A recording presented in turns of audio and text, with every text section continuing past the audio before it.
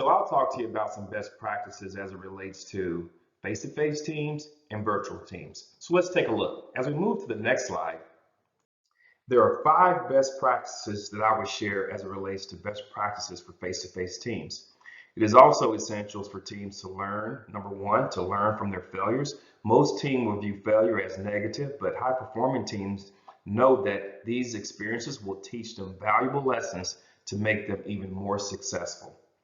Number 2, making the team feel safe and providing ongoing feedback and recognition. So there's multiple there. And when you think about making the team feel safe, you're thinking about working, as you look at this image here, at that table there, and you have neighbors next to you, on the side of you. How can you make teammates feel safe as they're working at their working station and feel comfortable with doing their jobs without being coached or being restricted because there's others that's surrounding them that could change their attitude towards how they're performing or how they're doing their job. The third one would be, Evanson talk about this, states that when people feel protected emotionally and mentally, they're more likely to share their thoughts and feelings openly and honestly. As my team is relatively new and working with each other, this is critical for our success. Another thing I would say is, as you think about face-to-face teams, is simple approaches such as reorganizing office space and seating are effective in policy changes. In addition, having a facility that promotes teaming with large break rooms, bringing in food like food trucks and health and fitness centers, taking it to the next level with making sure that people are comfortable, even bringing in a daycare. These practices will help attract talent and keep talent excited about coming to the office.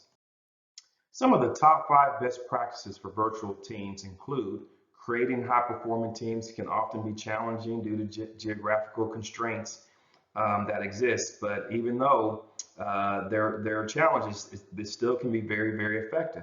Effective collaboration will be number 1. Effective collaboration communication skills seem to be some of the most effective practices in virtual teams. One of our authors also suggests that communication skills seem to be some of the most effective practices in virtual teams.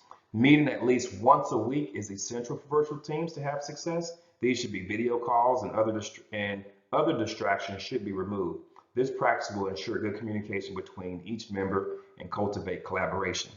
Another essential practice for virtual teams is for the leader to ensure that all members are getting involved. The leaders must establish clear roles and responsibility and communicate those to the entire team.